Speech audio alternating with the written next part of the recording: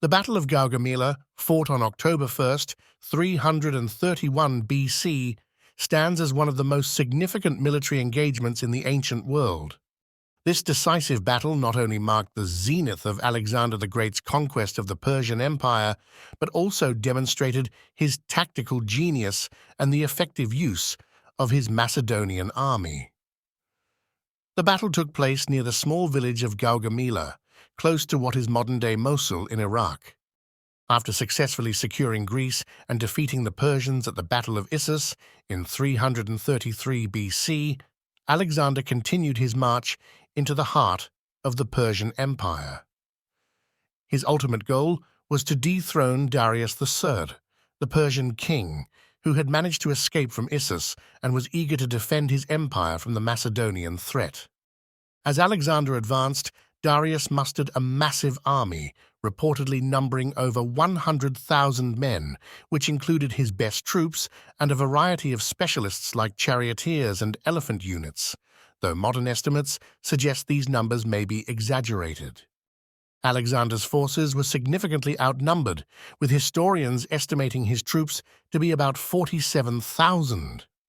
However, Alexander's army was a well-oiled machine, seasoned and battle-hardened from continuous campaigning. Alexander's strategic acumen was apparent in his choice to attack Darius on a plain that would accommodate the Persian numbers and chariots, turning Persian strengths into vulnerabilities.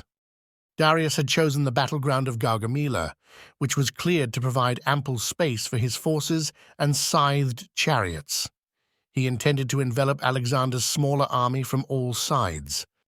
In response, Alexander formed his units into a formidable defensive and offensive array, with heavy phalanxes in the center, cavalry on both flanks, and his elite troops, the companion cavalry, poised for decisive maneuvers. The battle commenced with Darius launching his chariots towards Alexander's formations.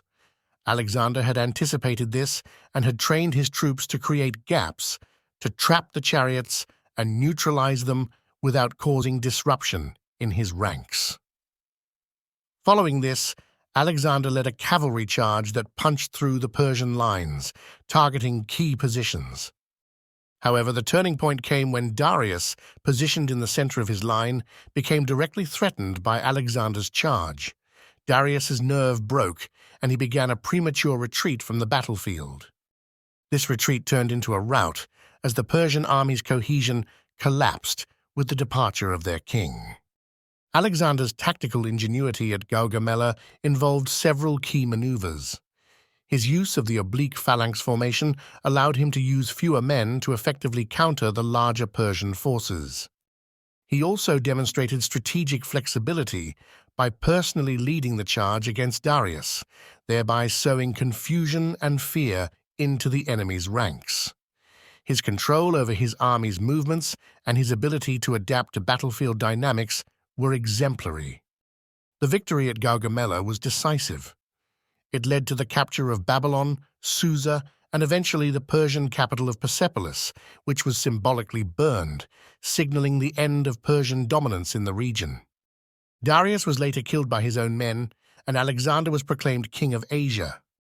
The battle showcased Alexander's skills as a military commander and marked the beginning of a new era in which Greek culture spread across the former Persian Empire. This Hellenistic cultural dissemination influenced architecture, art, science, and politics in a vast swath of territories from the Mediterranean to the borders of India. Alexander's victory at Gaugamela is not just a testament to his military prowess, but also to his ambition and vision of uniting diverse cultures under a single administrative framework. It remains a defining moment in military history and a compelling chapter in the story of one of history's most renowned leaders. Thanks for watching. Don't forget to give a like, share, and subscribe to receive notification when we drop new content.